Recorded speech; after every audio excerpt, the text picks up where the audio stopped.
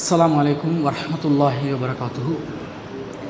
إن الحمد لله نحمده ونستعينه ونستغفره ونعوذ بالله من شرور أنفسنا ومن سيئات أعمالنا من يهده الله فلا مضل له ومن يضلل فلا هادي له وأشهد أن لا إله إلا الله وحده لا شريك له وأشهد أن محمدا عبده ورسوله أما بعد.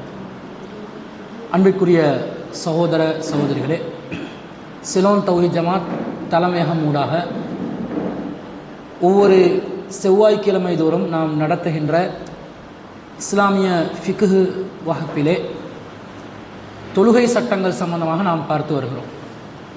இன்றைய தினம் மூன்றாவது தொடராக தொழுகையில் மிக முக்கியமான அம்சமாக இருக்கக்கூடிய உலு செய்தல் தொடர்பாக நாம் பார்க்கவிருக்கிறோம். இந்த வகுப்பிலே நாங்கள் மார்க்க ரீதியான சட்டங்களை படிக்கிறோம்.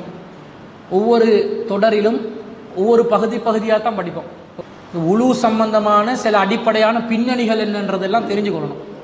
தண்ணீர் பயன்பாடுகள் சம்பந்தமாக, சுத்தம் அசுத்தம் சம்பந்தமாக இந்த விஷயங்களை தெரிஞ்சு கொண்டு தான் உலுவுக்குள்ளே நுழையணும். அந்த மாதிரி ஒவ்வொரு கட்டமாக இன்ஷா அல்லாஹ் ஒரு பொறுமையோடு நீங்கள் மார்க்கத்தை படிக்க வேண்டிய ஒரு வகுப்பாக இதை எடுக்கணும். ஏன்னா சட்டங்கள் படிக்கிறதுனால கவனமாக நாங்கள் படிக்கணும். அதில் உலு என்பது உங்கள் அனைவருக்கும் தெரியும், இது இஸ்லாமிய மார்க்கத்தில் தொழுகைக்கு முன்பதாக நாங்கள் நிறைவேற்ற வேண்டிய மிக முக்கியமான ஒரு கடமை. அல்லாஹு ரப்புல் ஆலமீன் திருக்குர்ஆன்ல 5வது அத்தியாயத்தில் 6வது வசனத்தில் அல்லாஹ் சொல்கிறான், யா அய்யுஹல்லதீன ஆமனு இதா குன்தும் இலா ஸலாத்தி ஃபக்ஸிலு வுஜூஹக்கும், நம்பிக்கை கொண்டவர்களே தொழுகைக்காக தயாராகுகின்ற நேரத்தில் ஃபக்ஸிலு வுஜூஹக்கும், உங்களுடைய முகங்களை நீங்கள் கழுவிக்கொள்ளுங்கள். வா ஐதியக்கும் இலல் மராஃபிகி, உங்களுடைய கைகளை முட்டு வரைக்கும் முழங்கை வரைக்கும் கழுவிக்கொள்ளுங்கள். வம்சஹு பிருஊசிக்கும், உங்களுடைய தலைகளை ஈரக்கையால் தடவிக்கொள்ளுங்கள்.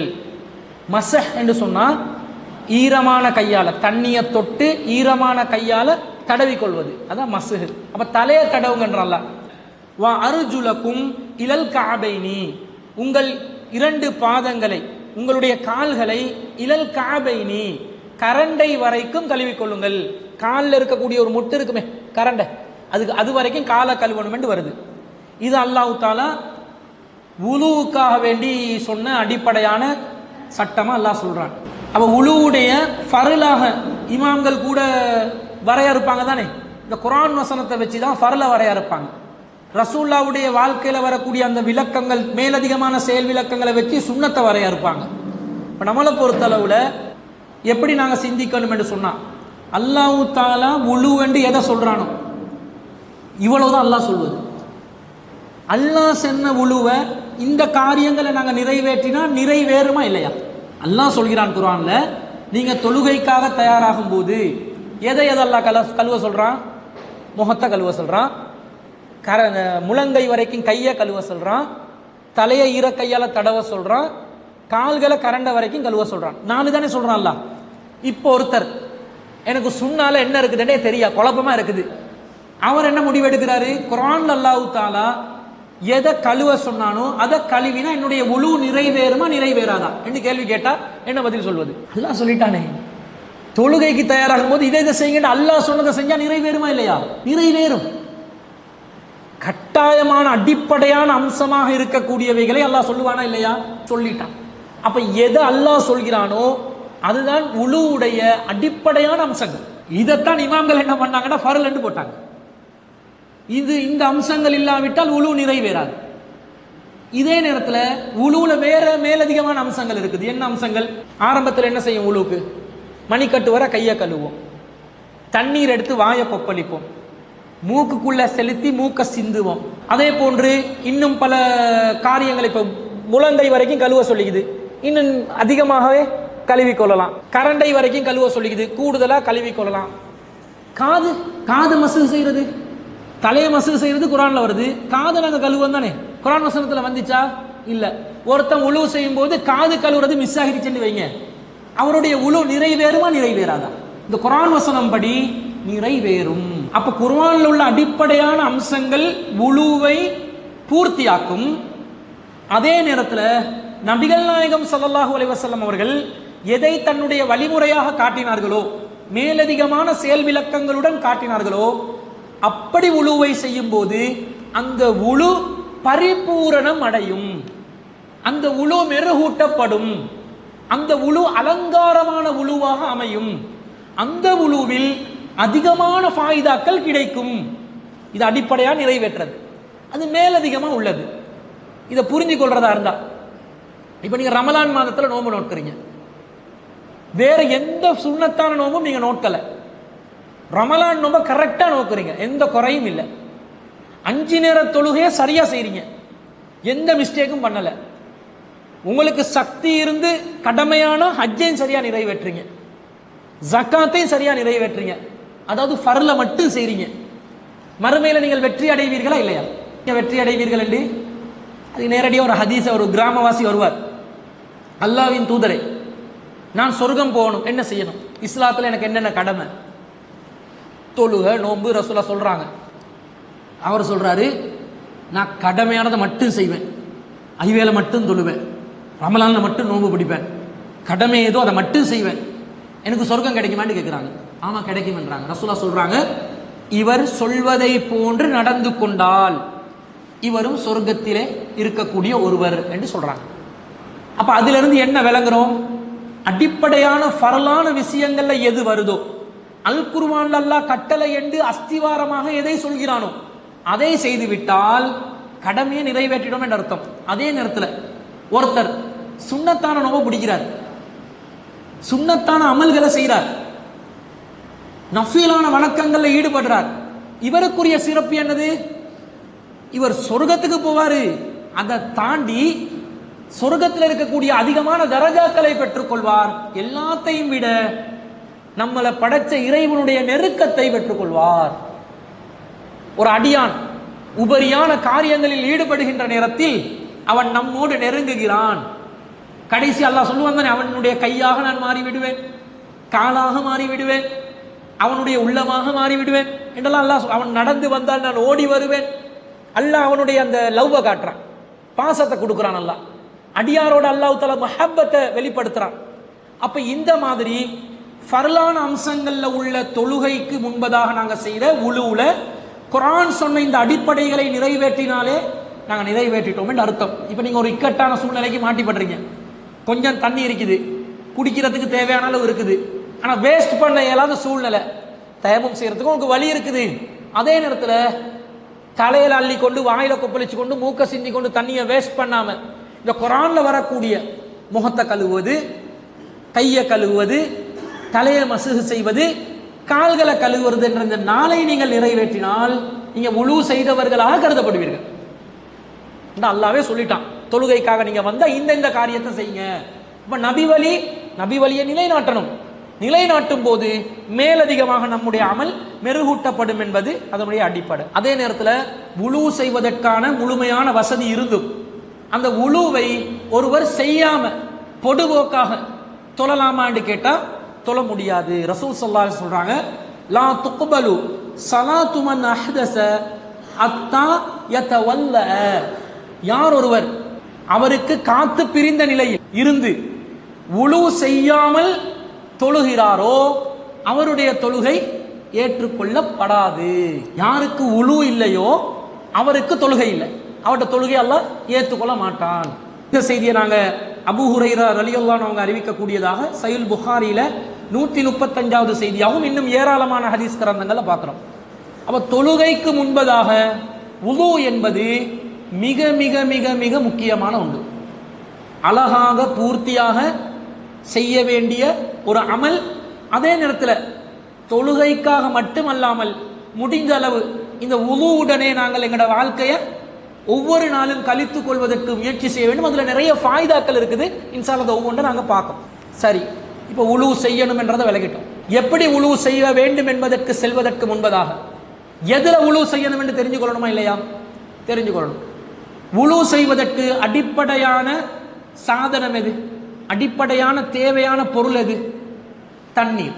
எந்த தண்ணீர்ல உழு செய்யலாம்?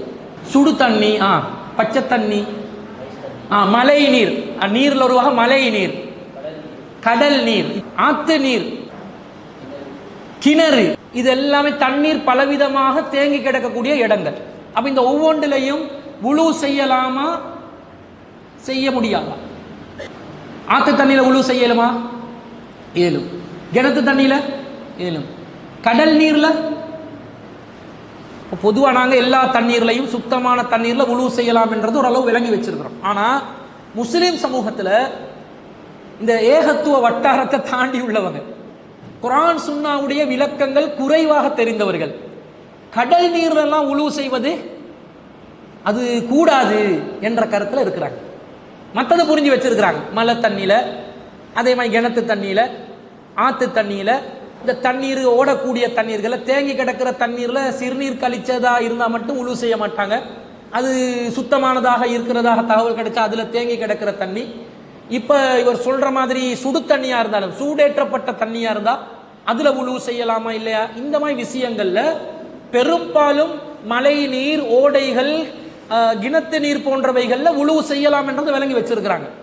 ஆனா கடல் நீரில் வுளு செய்யலாமா என்பதை பற்றி கேள்வி கேட்டா கூடாது என்றுவாங்க. காரணம் என்னன்னு சொல்லுவாங்கன்னா, கடல் தண்ணியில உப்பு அதிகமா இருக்குது, அதிகமா சால்ட்டா இருக்குது. கடல்ல என்ன இருக்குது? கெமிக்கல், சோடியமும் குளோரைடும் இருக்குது. அப்ப சோடியம் குளோரைடு அதிகமா இருக்கிறதுனால அது சுத்தம் செய்வதற்குரிய ஒன்றல்ல என்ற மாதிரி கருதி கடல் நீர்ல வுளு செய்யக்கூடாது என்று சொல்லுவாங்க. ஆனா தெளிவாக ஜாபிர் இப்னு அப்துல்லா ரலியல்லாஹு அன்ஹு அறிவிக்கக்கூடிய ஒரு செய்தி இப்னு மாஜால 382வது செய்தியாக பதிவு செய்யப்படுகிறது. கேள்வி கேட்கிறாங்க, சுயில ரசூல் ஸல்லல்லாஹு அலைஹி வஸல்லம் அன்ன நபிய ஸல்லல்லாஹு அலைஹி வஸல்லம் சுயில அன் மாஇல் பஹ்ரி. ரசூல் ஸல்லல்லாஹு அலைஹி வஸல்லம் அவர்களிடம் கடல் நீர் சம்பந்தமாக கேள்வி கேட்கப்பட்டது. ஃபகால, ரசூலா சொன்னாங்க, உவ தஹூரு மாஉஹு, அதனுடைய தண்ணீர் சுத்தமானது, அல் ஹில்லு மைதத்துஹு, அதிலே தானாக செத்தது கூட ஹலாலானது என்று சொல்றாங்க. ரெண்டு விஷயம் பேசப்படுது. நேரடியாக ரசூலா சொன்ன வார்த்தை என்ன? அத்தஹூரு மாஉஹு, கடல் தண்ணீருடைய தண்ணீர் சுத்தமானது. சுத்தம் என்று சொன்னாலே என்ன அர்த்தம்? தானும் சுத்தம், பிறரையும் சுத்தம் செய்யக்கூடியது என்று அர்த்தம். இப்ப நாங்க ஒரு கூல் ட்ரிங்க்ஸ் குடிக்கிறோம், எலிபென்ட் ஹவுஸ்ல ஒரு சோடா குடிக்கிறோம், இது சுத்தமா இல்லையா? சுத்தம். அதுல வுளு செய்யலுமா? இயலாது. அது சுத்தம் தான். இன்னொன்றை சுத்தப்படுத்துமா? அடுத்தது அதை பயன்படுத்தினாலே டர்ட்டி ஆயிரும்.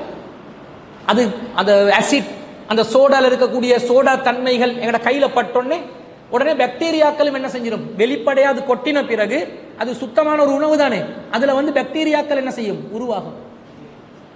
அந்த தண்ணீரால இன்னொன்றை சுத்தப்படுத்த இயலாம். அப்ப தண்ணீர் என்று சொன்னா, சுத்தம் என்று சொன்னா, தானும் சுத்தமா இருந்து பிறர் ஒருவரை சுத்தப்படுத்தக்கூடியதாகவும் இருக்கணும். அந்த தன்மையை 100க்கு 1000 கோடி மடங்கு எதுக்கு இருக்குது? கடல் தண்ணிக்கு தான் இருக்குது. இருக்குதுன்றதுக்கு என்ன ஆதாரம் என்று கேளுங்களேன். நம்ம கொழும்பு சிட்டியில உள்ள எல்லா வேஸ்டையும் கொண்டு போயிட்டு எங்க போடுறோம்? கடல்ல தான். என்ன வேஸ்ட்? இந்த ட்ரைனேஜ் லைன் இருக்குதே, ட்ரெயின் வாட்டர், அசுத்தமான நீர்கள், கொழும்பு வர்த்தக கட்டிடங்களுடைய ட்ரெயின் சிஸ்டம் முழுவதும் எங்க கொண்டு போயிட்டு சேர்க்கப்படுது? கடல்ல தான். இப்ப கடல் இயற்கையாகவே அசுத்தமான நீரை சுத்தப்படுத்தக்கூடிய தன்மை கொண்டது என்றதை மனிதர், முஸ்லிம் அல்லாதவனே புரிஞ்சு வச்சிருக்கிறான். அப்பத்துல உழு செய்ய இயலாதான்னு கேட்டா தாராளமா இயலும். அதனால தான் ரசூலுல்லாஹ் அத்தஹூரு மாஉஹு, அதனுடைய தண்ணீர் சுத்தமானது. ரெண்டாவது சொல்றாங்க, இந்த டாபிக்கு சம்பந்தம் இல்லை, அல் ஹில்லு மைதத்துஹு, அதில் இருக்கக்கூடிய தானா செத்ததும் ஹலாலானது. மீனை எடுத்து குர்பான் பண்ணியா நீங்க சாப்பிடுவீங்க? உசுரோடு இருக்கிற மீனை மட்டும்தான் நீங்க பிடிச்சி பிஸ்மில்லா அல்லாஹு அக்பர் என்று சொல்லி குர்பான் பண்ணிட்டு தின்னுவீங்களா? செத்த மீன் பட்டாலும் எடுத்து சாப்பிடுவீங்களா? சாப்பிடுவீங்க. ஏன்? மீன் என்பது குர்பானுக்குரியது அல்ல. இன்னொரு பிராணி இது குர்பானுக்குரியது இல்லாத, என்னது? குர்பான் அவசியப்படாத பிராணி, சாப்பிடக்கூடிய ஒரு உணவு, ஒரு உயிரினம், என்னது? வெட்டுக்கிளி. வெட்டுக்கிளியும் மீனும் குர்பான் செய்ய வேண்டிய அவசியம் இல்லை. காரணம், மீன் இந்த இரத்த ஓட்டங்கள் இருக்கக்கூடிய நரம்புகள் இருக்குதா மீண்ட வயிற்றுக்குள்ள? இல்லை. ரத்தம் ஃபுல்லாகவே எப்படி இருக்கும்? ஒரு சின்ன ஒரு வெட்டு போட்டாலே மொத்த ரத்தமும் கலாவி வரக்கூடிய நிலையில் இருக்குமே தவிர இரத்த நாளங்கள் நிறைந்ததாக இல்லை. மீன் செத்திருச்சேன்னா அந்த ரத்தம் எல்லாம் என்ன செஞ்சிடும்? அப்படியே கரைஞ்சி உறைஞ்சி வெளியே வந்துடும். அதுல ரத்தம் கலாவி கொண்டு பீரிட்டு கொண்டு வரக்கூடிய நிலையில் மீனுடைய உடம்புல ரத்தம் கிடையாது, இரத்த நாளங்கள் கிடையாது. எந்த பிராணிக்கு இரத்த நாளங்களில் ரத்தம் ஓடக்கூடிய நிலை இருக்குமோ அதுதான் குர்பான் பண்ணி வெளியேற்றணும். அந்த ரத்தத்தை வெளியே கொண்டு வரணும். பீரிட்டு கொண்டு ரத்தம் வெளியேற்ற வேண்டிய ஒரு நிலை இருக்குது. அது மீனுக்கு கிடையாது, வெட்டுக்கிளிக்கு கிடையாது. அதனால குர்பான் பண்ண தேவையில்ல. அதனால ரசூலுல்லாஹ் சொல்றாங்க, அதுல தானா செத்தாலும் அது உங்களுக்கு ஹலால் தான், சாப்பிடலாம் என்றாங்க. அப்ப கடல் நீர் என்பது உலு செய்வதற்கு முழுவதும் தகுதியானது. இந்த உலகத்துல யாருக்காவது உலு செய்யறதுக்கு தண்ணீர் இல்லைன்னு சொல்லலுமா? ஏழுமாட்டு கேட்கிறேன். சில நேரம் கடலுக்கு போறதா இருந்தா 35-45 கிலோமீட்டர் போகணும். போயிட்டு நாங்க தண்ணி எடுத்து உழு செய்ய போகணும்னா என்னோட வக்தி எல்லாம் போயிடும் என்ற அச்சம் வரலாமே தவிர உலகத்துல தண்ணியே இல்லைன்ற ஒரு நிலை வருமா? கடல் பறந்து கிடக்குது உலகம் முழுவதும். 75% கடல் தான் இருக்குது உழு செய்வதற்கு. எனவே எந்த ஒரு பிற்போக்கான காரணமும் சொல்ல முடியாது. இதை பார்க்கணும். அப்ப கடல் நீரால் உழு மட்டும் செய்யலாமா? வேறு ஏதாவது செய்யலாமா? வேற என்ன செய்யலாம்? கடமையான குளிப்பை நிறைவேற்றலாம். தண்ணீர் சுத்தம் என்று சொன்னாலே உழுக்கு மட்டும் அது சுத்தமாகுது. கடமையான குளிப்பையும் கடல் தண்ணீரால நிறைவேற்ற. ஆனா அந்த கடல் தண்ணி குளிச்சோம்னா மேலுக்கு கொஞ்சம் ஒரு விதமான சொறி மாதிரி ஒரு குணம் வரும், சும்மா அரிப்பு மாதிரி இருக்கும். அதனால திரும்ப இந்த குளோரின் வாட்டர்ல திரும்ப குளிக்க வேண்டிய நிலைமை வரும். மற்றபடி கடல் தண்ணீர்ல நீங்க கடமையான குளிப்பையும் நிறைவேற்றலாம் என்றதும் விளங்குது. சரி, இரண்டாவது, இப்ப நாங்க ஒரு அவுல் என்றா ஹவுல் என்று வச்சிருப்போமே, தண்ணீர் தேங்கி இருக்கக்கூடிய ஒரு இடம். அந்த இடத்துல வுளு செய்வதை இஸ்லாம் நமக்கு அனுமதித்திருக்கிறதா என்றதை பார்க்கணும். அதாவது பெரிய அளவுல ஒரு ஹவுல் இருந்தாலும் சரி, அப்படி இல்லாத சின்ன ஒரு கல் பாத்திரம் அல்லது சின்ன ஒரு முட்டியில தண்ணி வச்சிருக்கிறோம், இந்த மாதிரி ஒரு தண்ணீரை வைத்து வுளு செய்வது சம்பந்தமாக வரக்கூடிய நிலை என்ன? அதாவது பயன்படுத்திய நீர். ஒரு பாத்திரத்துல தண்ணீர் இருக்குது, அந்த தண்ணீரை நாங்கள் கையை போட்டு எடுக்கிறோம்.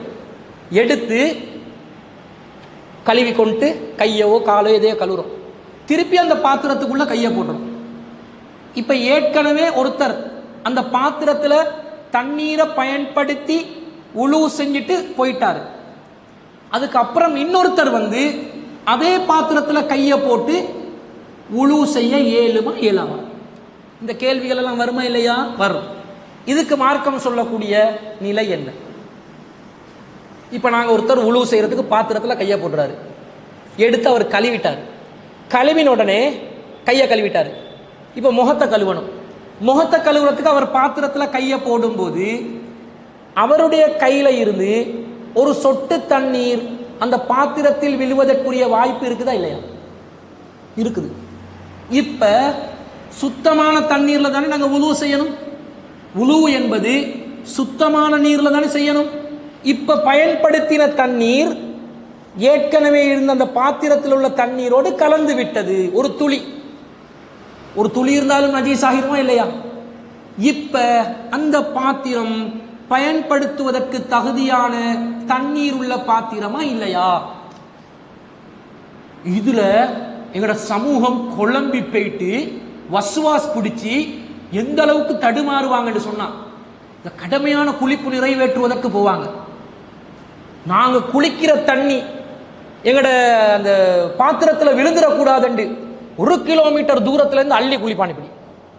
இப்படி நஜீஸ் ஆயிரும். உடம்புல இருந்து போயிட்டு அந்த நஜீஸ் போயிட்டு பற்றும். நிறைய பேர் சிரமப்படுறான், கஷ்டப்படுறான். மார்க்கம் இதுக்கு ஒரு வழிகாட்டல் சொல்லி இருக்குமா இல்லையா? சொல்லி இருக்கு.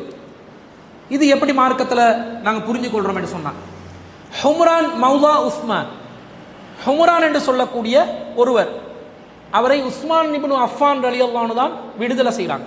மௌலா என்று வருது, விடுதலை செய்யப்பட்டவர். உஸ்மான் ரலியல்லாஹு அன்ஹு அவர்கள் மூலமாக விடுதலை செய்யப்பட்ட ஹும்ரான் என்பவர் சொல்கிறார், அன்ன ஊரா உஸ்மான இப்னு அஃபான், உஸ்மான் இப்னு அஃபான் அவர்கள் தஆபி இனாஇன், ஒரு பாத்திரத்தை கொண்டு வர சொன்னார். ஃபஅஃரக அலா கஃபைஹி ஸலாஸ மிரார், தனது முன்கையை அந்த பாத்திரத்துக்குள்ளே நுழைத்து தண்ணீர் 3 தடவை எடுத்து ஃபகஸலஹுமா, 2 கஃப்களும், கஃப்னு சொன்னா மணிக்கட்டு, இந்த துண்டு கஃப், 2 கஃப்களையும் ஃபகஸலஹுமா கழுவினார்கள். பாத்திரத்துல தண்ணீர் எடுத்து கழுவியாச்சு, 3 தடவை செஞ்சிட்டாங்க. 3 தடவை செய்யும் போதே என்ன அர்த்தம்? முதலாவது தடவை பாத்திரத்திலிருந்து தண்ணீர் எடுக்கும் போதே 2வது தடவை அவர் பாத்திரத்துல கையை போடும் போது அந்த தண்ணீர் சொட்டு விழ வாய்ப்பு இருக்குது. சும்மா அதுகல யமீனஹு ஃபில் இனாஹி, மீண்டும் தன்னுடைய வலது கையை பாத்திரத்துக்குள்ளே நுழைத்து ஃபமல்மல, அவர் வாயை கொப்பளித்து வஸ்தன்ஷக, மூக்கையும் சிந்தி, தண்ணீரை எடுத்து வாய்க்குள்ள போட்டு வாயை கொப்பளிப்பாங்க. வாயை கொப்பளிக்கிறது எப்படி? சில பேர் கொப்பளிப்பாங்க தானே, அப்படி கொப்பளிச்சு தண்ணீரை துப்பி அந்த தண்ணீரை எடுத்து மூக்குக்குள்ள போட்டு என்ன செய்யணும்? சிந்தனும். சிந்தி சும்மா கஸல வஜ்ஹு ஸலாசன், பிறகு தன்னுடைய முகத்தை 3 தடவை கழுவினார்கள். வ யதைஹி இலல் மிர்ஃபகைனி ஸலாஸ மிராரின், தன்னுடைய முழங்கை வரைக்கும் 3 முறை 2 கைகளை கழுவினார்கள்.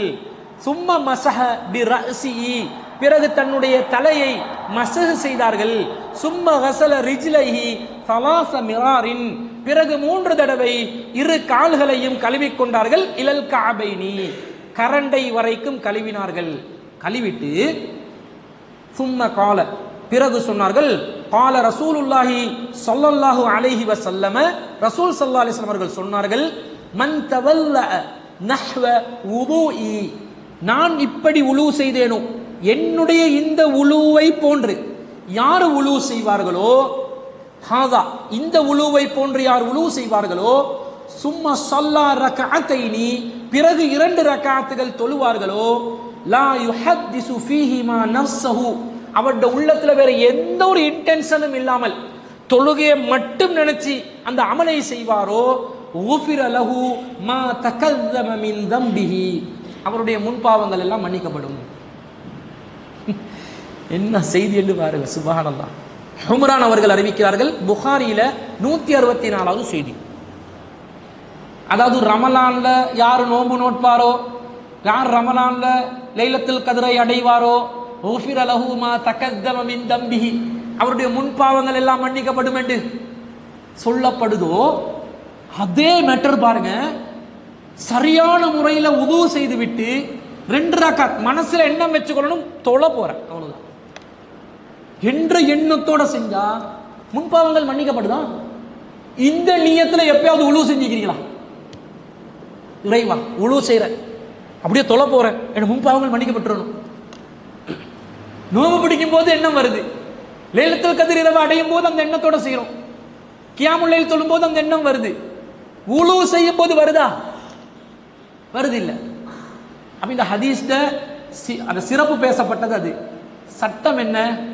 கையை போடுறாங்க பாத்திரத்துல, திரும்ப கொப்பளிக்கிறாங்க, மீண்டும் கையை போடுறாங்க, முகத்தை கழுவுறாங்க, ஒரு துளி நீர் அந்த பயன்படுத்தின தண்ணீருக்குள்ள விழுந்து இருக்காதா?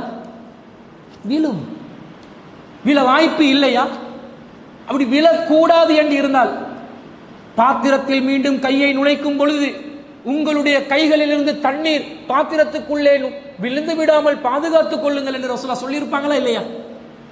இயற்கையா ஒரு செயலை செய்யும் போது அது நடக்கும் என்று விளங்குது. அப்ப நடக்கும் என்று எது விளங்குதோ அது உலுவுக்கு தடையாக இருந்தால் ரசூல் அதை தடுத்திருப்பாங்களா இல்லையா? தடுத்திருப்பாங்க. தடுக்கவில்லை என்பதிலிருந்து என்ன விளங்குது? எது நடக்க வாய்ப்பு இருக்குதோ அதை மார்க்கம் அனுமதித்து விட்டது. இப்ப எதுக்கு வஸ்வாஸ் பிடிச்சி அலைகிறாங்க? ஒரு பாத்திரத்துல தண்ணீர் இருந்தா கையை போட்டு, வலது கையை போட்டு தண்ணீரை எடுத்து உழுவு செய்து கொண்டு சென்று விடுங்கள். அது அசுத்தமாகுமா? அதுல கிருமி வருமா? இவங்களுக்கு எதுக்கு அந்த யோசனை? முதல்ல சுத்தம் என்றதை பத்தி பேசுறது வெளிப்படையான சுத்தம் தானுங்க.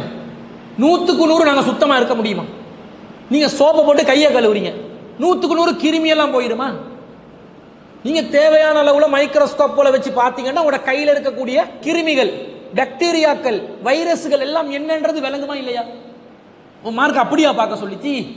சுத்தம் என்றால் வெளிப்படையாக இருக்கக்கூடிய மனிதர்கள் பொதுவாக அங்கீகரிக்கக்கூடிய அடிப்படையில் இருக்கக்கூடிய சுத்தம். அப்ப மார்க்கம் அனுமதிச்சிருச்சு. வஸ்வாசுடன் தண்ணீர் விஷயத்தில் நடக்க வேண்டிய அவசியம் இல்லை. இந்த வஸ்வாஸ் பிடித்தவர்களுக்கு சொல்லிக் கொள்றோம், கவனமா இருக்கணும். இருக்கிறாங்க வஸ்வாஸ் என்னன்னு தெரியுமா?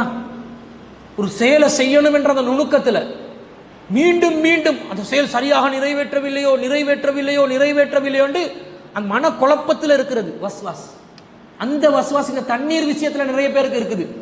அது வர வேண்டியதில்லை என்பது, பயன்படுத்திய தண்ணீரை மீண்டும் பயன்படுத்தலாம் என்பதற்கு இது நேரடியான ஹதீஸாக இருப்பதை நாங்கள் பார்க்கிறோம். இதே மாதிரி ஒரு செய்தி வருது, அது புகாரில 192வது செய்தி. அதுலயும் வருது, சும்மா அதுகல யதஹு ஃபில் இனாஇ, பிறகு அவர் தன்னுடைய கையை அந்த பாத்திரத்துக்குள்ளே நுழைவித்தார். முதல்ல வாயை கொப்பளிக்கிறாங்க, மூக்க சிந்துறாங்க, பிறகு கையை நுழைவி. இதெல்லாம் யாரு செய்யறது? உஸ்மான் இப்னு அஃபான் ரலியல்லாஹு அன்ஹு. அவர் என்ன சொல்றார்? இப்படி ரசூல் ஸல்லல்லாஹு அலைஹி வஸல்லம் அவர்கள் செய்தார்கள், இப்படி அல்லாஹ்வின் தூதர் ஸல்லல்லாஹு அலைஹி வஸல்லம் அவர்கள் செய்தார்கள். ரசூலுல்லாவே எதை அனுமதித்தார்களோ மற்றவர்கள் அதை தடுத்துக் கொள்ள வேண்டிய எந்த ஒரு அவசியமும் இல்லை. ஆனா ஒரு விஷயம் இருக்குது, பாத்திரத்துக்குள்ள கையை நுழைக்கிறதுக்கு முன்னாடி அடிப்படையா அந்த கை சுத்தமா இருக்கணுமா இல்லையா? இப்ப நீங்க டாய்லெட்டுக்கு போயிட்டு வாரீங்க, அந்த கையை பாத்திரத்துக்குள்ள போட்டா, இந்த நிறைய பள்ளிவாசல்கள்ல ஹவுல் வச்சிருப்பாங்க தானே, பெரிய நீர் தொட்டி, அதுல போய் கையை போடுறதுக்கு பயன்தான். ஏண்டுகளே, கண்டவனும் வந்து அதுல கையை போடுவான், எந்த நிலையில போடுறான்ன்றது தெரியல. அதனால இப்ப மக்கள் வந்து டெப்பு வைக்கிற அந்த பழக்கத்துக்கு வந்துட்டாங்க. ஒவ்வொரு பள்ளிவாசல் நிர்வாகமும் யோசிச்சு டெப் பயன்படுத்துறாங்க. ஆனா பெரிய அளவுல தண்ணி இருந்தார், குள்ளத்தை இருந்தா இதெல்லாம் பார்க்க வேண்டியது இல்லைன்ற மாதிரி ஒரு சட்டம் வச்சிருப்பாங்க. நாங்க பிறகு பார்ப்போம் குள்ளத்தை என்னன்றது.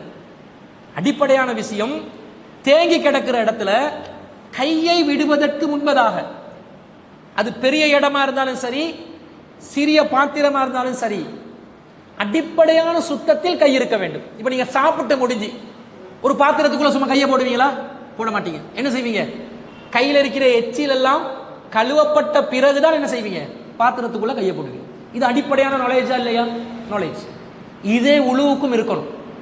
பாத்திரத்துக்குள்ள கையை போடுறீங்க, அதுல நஜீஸ் இருக்குது, கையில ஆல்ரெடி நீங்க உங்களுக்கு தெரியக்கூடிய விதத்துல அசுத்தம் இருக்குது, அந்த அசுத்தத்தை கழுவிட்டு தான் நீங்க பாத்திரத்துக்குள்ள கையை போடணும். இல்லாட்டி அதை எடுத்து திரும்ப நீங்க வாய்க்குள்ள போட்டீங்கன்னா மூக்க சிந்தனும், வாயை கொப்பளிக்கணும், அசுத்தம் கையில் இருக்குதுன்னு தெரியுது, அதை கழுவணுமா இல்லையா? கழுவிக்கொள்ளணும். இதை எப்படி விளங்குறோம் என்று சொன்னா, அண்ணன் நபிய ஸல்லல்லாஹு அலைஹி வஸல்லம் கால, ரசூல் ஸல்லல்லாஹு அலைஹி சொல்றாங்க, இதஸ்தைகல அஹதுக்கும் மின் நௌமிஹி, உங்கள யாராவது ஒருத்தர் தூக்கத்திலிருந்து விழித்துக் கொண்டால், இரவுல தூங்குறீங்க, திடீரென்று முழிப்பு வருது, ஃபலா யஹ்மிஸ் யதஹு ஃபில் இனாஇ, அவர் தன்னுடைய கையை பாத்திரத்துக்குள்ளே நுழைத்து விட வேண்டாம். அத்தா யகுசிலஹா ஸலாசன், 3 தடவை கைகளை கழுவும் வரைக்கும் பாத்திரத்துக்குள்ள கையை போடாதீங்க. ஏன் தெரியுமா? ஃபஇன்னஹு லா யத்ரி ஐன பாத்தத் யதுஹு, அவனுக்கு தெரியாது அவனுடைய கை நைட்ல எங்கெங்கெல்லாம் போச்சு, அவனுக்கு தெரியாது என்று ரசூல் ஸல்லல்லாஹு அலைஹி சொன்ன செய்தியை அபூ ஹுரைரா ரலியல்லாஹு அன்ஹு அறிவிக்கிறாங்க. சஹீஹ் முஸ்லிம்ல 467வது செய்தி. நாங்க தூக்கத்தில் இருக்கிறோம் என்ன அர்த்தம்? அரை மையத்து தானே, என்ன செய்யறோம் என்று விளங்குமா? பாதி உணர்வு இருக்கும், பாதி உணர்வு இருக்காது. சில பேர் வந்து தூக்கத்தில் என்ன பண்ணுவான், போற வார இடம் விளங்காது மூக்கு கிண்டுவான். சில பேர் பாத்தீங்களா, பஸ்ல இப்படி எண்டுவான், ட்ரெயின்ல போனாலும் இப்படி எண்டுவான். யாராவது கூர்ந்து கவனிக்கிறது விளங்கினா மட்டும்தான். சில பேர் இப்படி என்று வாயிலையும் போட்டுக் கொள்வான். அப்படி ஆட்கள் இருக்கிறாங்க. அது ரொம்ப டேஸ்டா. இப்படி சைத்தான் வேலை பார்க்கிறவங்க இருக்கிறாங்க விழிப்போட நைட்ல. அதனால கை எங்க எங்க படும் நஜீஸ். அந்த காலத்துல ரசூல் ஸல்லல்லாஹு அலைஹி வஸல்லம் இந்த அடிப்படையை வச்சு கூட சொல்லியிருக்க மாட்டாங்க. எதை சொல்லுவாங்க? அவங்க தரையில படுப்பாங்க, சிமெண்ட் இருக்காது, டைல்ஸ் இருக்காது, தரையில பலவிதமான வைகள் இருக்கலாம். ஒரு பூச்சி வரலாம், அதனுடைய விஷம் கூட கையில பட்டு இருக்கலாம். இப்ப கருப்பான் பூச்சி வந்து நைட்ல கையில நின்றுச்சுன்னு வைங்க, நம்மளவன் என்ன பண்ணுவான், எடுத்து நல்ல ஒரு பாபிக்யூ சாப்பிட்ற எண்ணத்தில் வாயில கூட போட்டுக்கொள்வான். அதுக்கு பிறகு துப்புவான். எனக்கு தெரிஞ்ச ஒரு ஃப்ரெண்ட் உண்டு. இந்த பன் இருக்குது தானே, பன் இப்படி மூடி தானே வச்சிருப்பாங்க, க்ரீமை போட்டு அதை போட்டு இதை போட்டு மூடி வச்சிருப்பாங்க. இவ எடுத்து ஒரு கடிச்சா நடுவில் ஒரு கரப்பான் பூச்சி, அந்த மாதிரி மூடி இருந்ததுலாம் திறந்து பார்த்து சுத்தமாக இருக்குதான்னு பார்த்து தான் என்ன செய்யணும், அதுகளை பயன்படுத்தி கொள்ளணும். அப்போ விழிப்புல இப்படி மிஸ்டேக் நடக்கும்போது இரவுல தூக்கத்தில் தரையில் அங்கும் இங்குமாக கைகள் படலாம், நஜீசுகளை தொடலாம், அசுத்தங்களை மேயலாம். இந்த நிலையில் நாங்கள் கைகளை கழுவிட்டு தான் என்ன செய்யணும், பாத்திரத்துக்குள்ள கையை விடணும் என்றது இந்த செய்தியிலிருந்து நாங்கள் விளங்கிக் கொள்றோம். படக்கூடாத இடங்கள்ல பட்டு அசுத்தமாகி அந்த அசுத்தம் தண்ணீருக்குள்ள விழுந்து அந்த தண்ணீர் நஜீஸானால் அப்ப அந்த தண்ணீர் பயன்படுத்துவதற்கு தகுதியான தண்ணீரா இல்லை. அதுல கவனமாக இருக்க வேண்டும் என்பதை விளங்கிக் கொள்ளணும். அடுத்ததாக இப்ப ஒருத்தர் அவ பயன்படுத்தின தண்ணீர்ல உழு செய்யறது தப்பு இல்லைன்றது விளங்குது. கை சுத்தமா இருக்கணும், பாத்திரத்துக்குள்ள கூட கை போடலாம். நம்மட கையில இருந்து உழு செய்யற தண்ணி மீண்டும் அந்த பாத்திரத்துல கையில பட்டு விழுந்திருந்தாலும் அந்த தண்ணீர் நஜீஸ் ஆகாது. மீதம் வைத்த தண்ணீர், மீதம் வைக்கிறது, ஒருத்தர் உழு செஞ்சுட்டு போயிட்டாரு, இன்னொருத்தர் அந்த தண்ணியை வச்சு உழு செய்யலாமா என்ற கேள்வி வரும். இப்போ பள்ளிவாசல் வைக்கிற ஹவுலுடைய நிலை அதுதானே. ஒருத்தர் அந்த தண்ணீர்ல உழு செஞ்சு போயிட்டுருவாரு, ஒருத்தரா உழு செய்யறான், நிறைய பேர் உழு செய்யறாங்க. அப்ப இந்த தண்ணீரை பயன்படுத்தலாமா, அது நஜீஸ் ஆகுதா, அசுத்தமான நிலையை அடையுதா என்ற கேள்விக்கு முன்னாடி எப்படி பதில் காண்றது? பள்ளிவாசல்கள் அதை மார்க் அடிப்படையில் வச்சிருக்கிறாங்களா இல்லையா என்றதை விளங்கணுமா இல்லையா? இப்பதானே டெப் போடுறான். காலாகாலமா எதை பயன்படுத்தினாங்க, இந்த கல்வெட்டுகள்ல தண்ணீர் வச்சிருந்தாங்க, பெரிய ஹவுல்களை வச்சுதானே தண்ணீரை வச்சிருந்தாங்க உழுக்கு. அது மார்க் அடிப்படையில் கூடுமா கூடாதா என்றதை சிந்திக்கணும். இதை நாங்க எப்படி பார்க்கிறோம் என்று சொன்னா, ஒருத்தர் பயன்படுத்தினதை இன்னொருத்தர் பயன்படுத்தலாமா தண்ணீரை என்பதை ஒரு ஹதீஸ்ல இருந்து நாங்க விளங்குறோம். இந்த ஹதீஸ் ஆயிஷா ரலியல்லாஹு அன்ஹா அவங்க அறிவிக்கிறாங்க. சஹீஹ் புகாரில 263வது ஹதீஸ். குந்து அக்தஸிலு அன வன் நபியு ஸல்லல்லாஹு அலைஹி வஸல்லம் மின் இனாஇன் வாஹிதின். நானும் அல்லாஹ்வின் தூதர் ஸல்லல்லாஹு அலைஹி வஸல்லம் அவர்களும் ஒரே பாத்திரத்தில் கடமையான குளிப்பை நிறைவேற்றக்கூடியவர்களாக இருந்தோம். ஒரே பாத்திரத்தில் நாங்கள் குளிக்கக்கூடியவங்களா இருந்தோம், ஒன்றாக குளித்திருக்கிறோம். மின் கதஹின், அது ஒரு கல் பாத்திரம். யுக்காலுலகுல் ஃபரகு, அதுக்கு ஃபரக்கு என்று சொல்வார்கள். அப்ப ஒரே பாத்திரத்தில் நபி ஸல்லல்லாஹு அலைஹி வஸல்லம் அவர்கள் ஆயிஷா ரலியல்லாஹு அன்ஹா அவர்களோட குளிச்சிருக்கிறாங்க. ஒரே பாத்திரத்தில் குளிக்கும் போது ஹஸ்பண்ட் அண்ட் வைஃப் தான். ஒருத்தர் பயன்படுத்தின தண்ணீரை இன்னொருத்தர் பயன்படுத்தலாமான்றது இப்ப கேள்வி. ரசூல் ஸல்லல்லாஹு அலைஹி வஸல்லம் தண்ணீரை எடுத்து ஊத்தும் பொழுது ரசூல மீண்டும் தண்ணீருக்காக கையை விடும் போது மீண்டும் என்ன செய்யும், தண்ணீர் பாத்திரத்தில் விடும். இப்ப ஆயிஷா ரலியல்லாஹு அன்ஹா தண்ணீரை எடுத்து ஊத்திக் கொள்வாங்க. இப்ப ஆயிஷா ரலியல்லாஹு அன்ஹா மீண்டும் தண்ணீரை எடுப்பதற்காக கையை விடும் போது அவங்களோட கையில் இருக்கிற தண்ணீர் விழும். ரெண்டு பேரும் கடமையான குளிப்பு, அதாவது மொத்தமாக அவங்க நஜீஸாகி இருக்கிறாங்க. ரெண்டு பேரும் குளிப்பு நிறைவேறினால் தான் தொழவே இயலும் என்ற நிலையில் தன்னுடைய உடம்பில் பட்ட தண்ணீர் பாத்திரத்துக்குள்ள விழுது, அதுல இருக்கக்கூடிய தண்ணீரோடு கலக்குது. அந்த தண்ணியை பயன்படுத்தலாமான்னு கேட்டா பயன்படுத்தலாம். கடமையான குளிப்பே நிறைவேற்றி இருக்கிறாங்க. ஒரு சின்ன பாத்திரத்துல, ஒரு சின்ன பாத்திரம், அது கல் பாத்திரம், அந்த பாத்திரத்தில் நிறைவேற்றி இருக்கிறாங்கடா. ஹவுலண்டு பள்ளிவாசல்ல வச்சிருக்கிறது சின்ன ஒண்டா, பெரிய ஒன்று தானே. அவங்க குள்ளத்தைன் என்ற ஒரு வாதம் வைப்பாங்க. ஆனா அந்த வாதம் அவசியமே இல்லை. ஏனென்னுங்களே, சின்ன பாத்திரத்தில் கடமையான குளிப்பே நிறைவேற்றப்பட்டிருக்குது. பள்ளிவாசல்கள் வைக்கிற பெரிய நீர் தேங்கிகள், தடாகங்களை போன்ற ஹவுல்களை வைத்திருக்கிறார்கள்.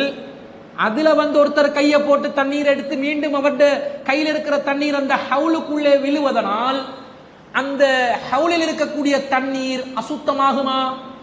அசுத்தமாக. அதனால தான் அதை பயன்படுத்தி வராங்க. அவங்க வேறொரு நோக்கத்தை வச்சிருப்பாங்க, குள்ளத்தை என்ற அடிப்படை வச்சிருப்பாங்க.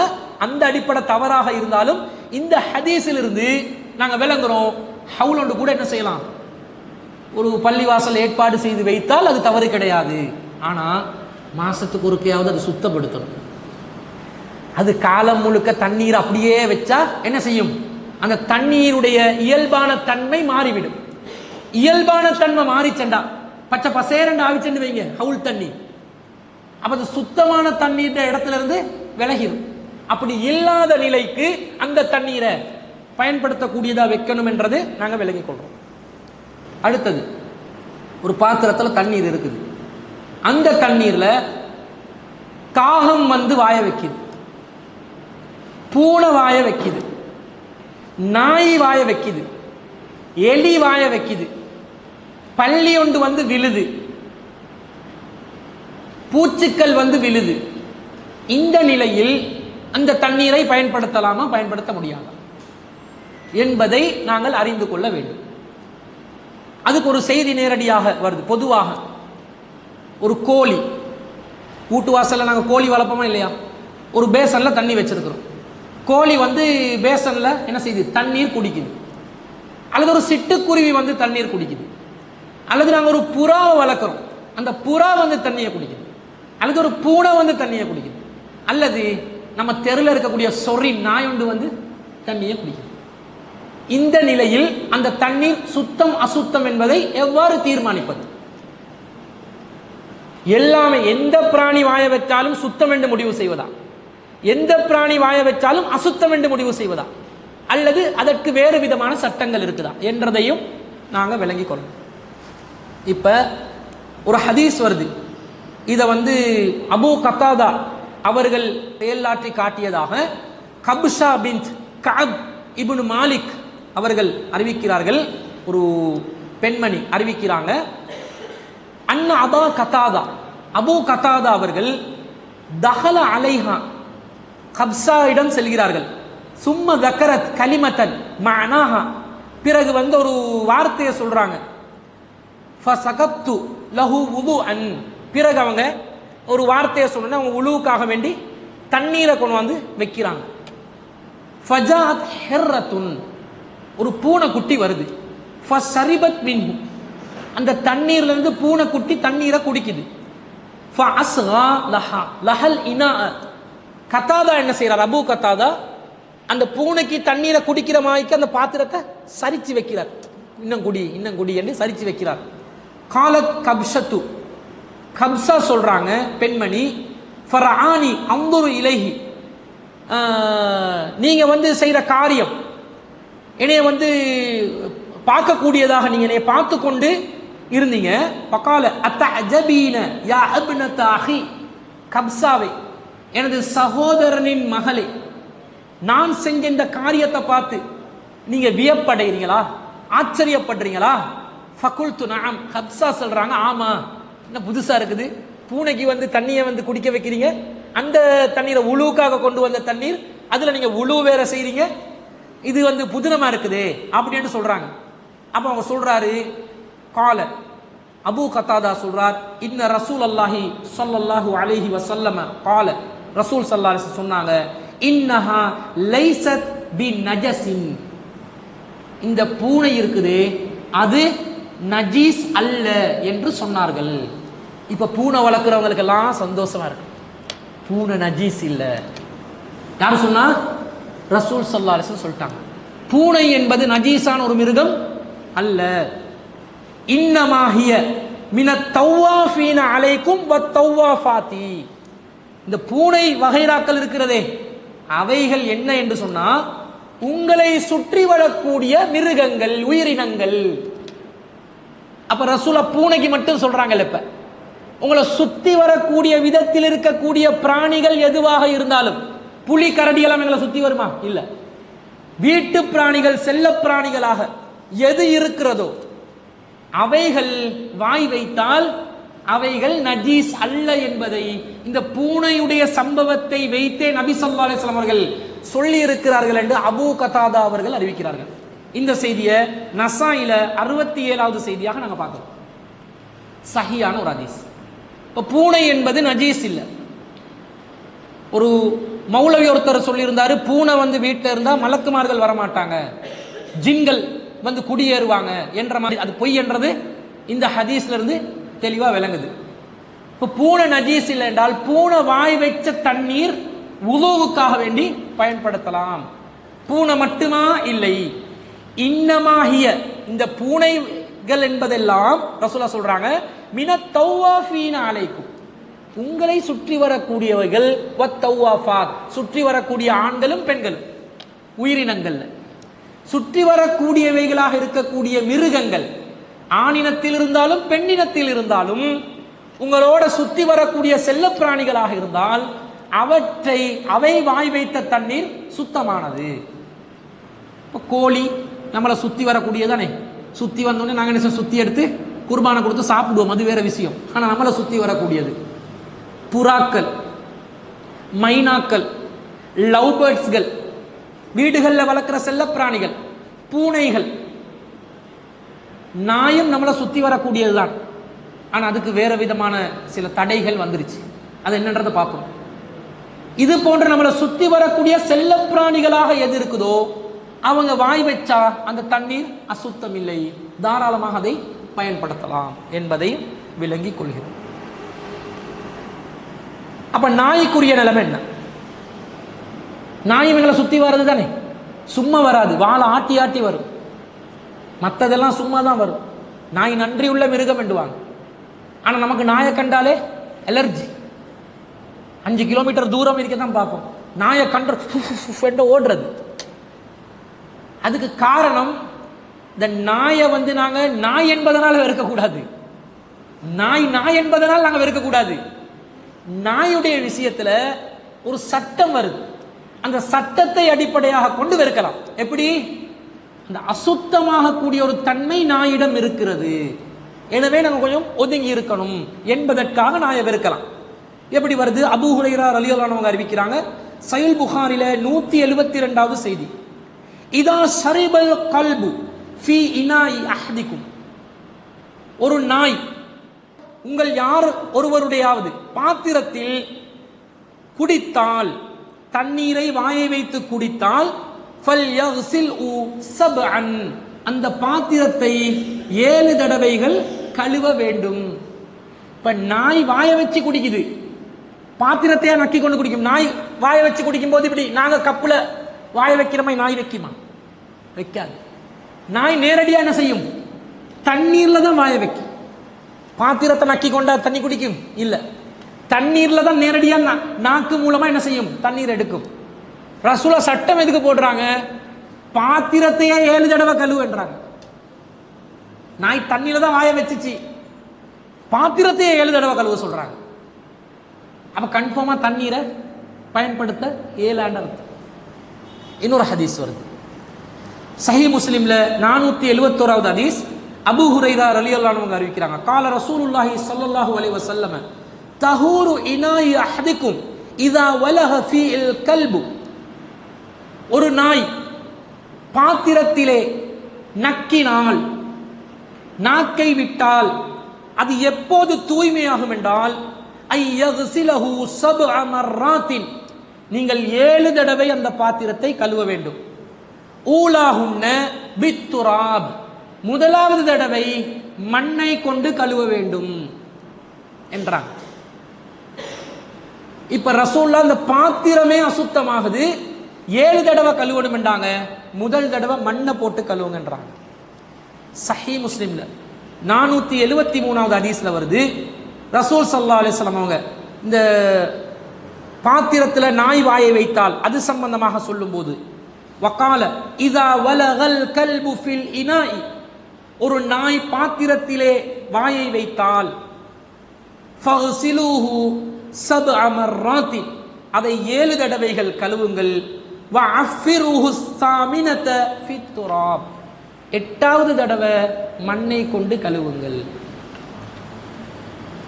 நாய் வாய் வைத்த பாத்திரம் சம்பந்தமாக 3 செய்தி சொன்னேன். என்ன சொன்னேன் சொல்லுங்க? எத்தனை தடவை கழுவணும்? முதல் தடவை எதை கொண்டு கழுவணும்? 8வது தடவை எதை கொண்டு கழுவணும்? மண். இப்போ ஒரு குழப்பம் வருதா? முதல் தடவை மண், 7 தடவைன்னு தான் வருது. முதல் தடவை மண், அப்போ 6 தடவை தான் தண்ணி. அப்பதானே 7 வருது. 7 தடவை தானே கழுவ சொல்லி முதல் ஹதீஸ் வந்துச்சு. கடைசியில் ஹதீஸ் சொல்லுது 8வது தடவை மண்ணா. அப்ப என்ன அர்த்தம்?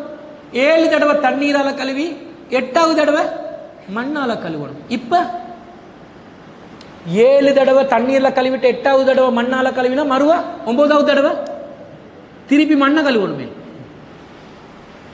இந்த ஹதீஸ்ல இப்படி ஹதீஸ்கள் வந்தால் என்ன செய்வாங்கடா, அதை ஜம்அ செய்வதற்கு ஒரு வழி இருக்குதா, இணைஞ்சு விளக்கம் சொல்வதற்கு ஏதாவது ஒரு வழி இருக்குதான்னு பார்ப்பாங்க.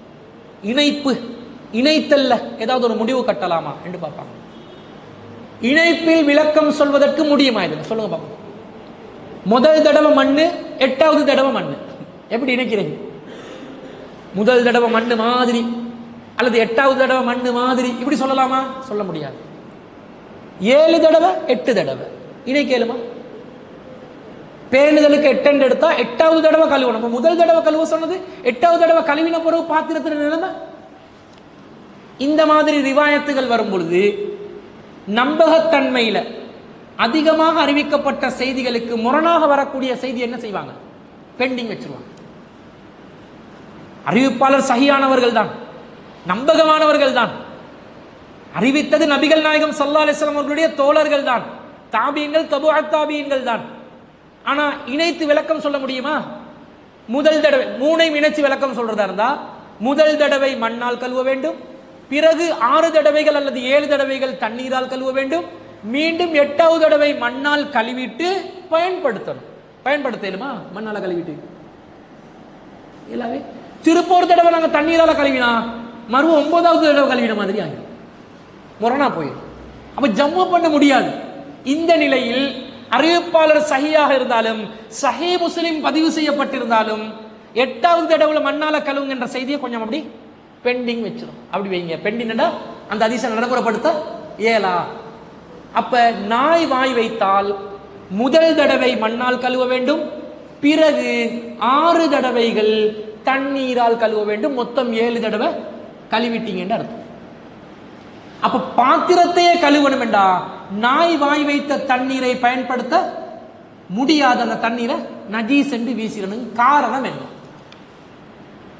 நாயிட நாக்கில் இருக்கக்கூடிய அந்த எச்சில், அதிலே இருக்கக்கூடிய கிருமிகள் ரொம்ப கொடூரமான மோசமான கிருமிகள். பலவிதமான நோய் கிருமிகள் உடல்ல இருக்குது.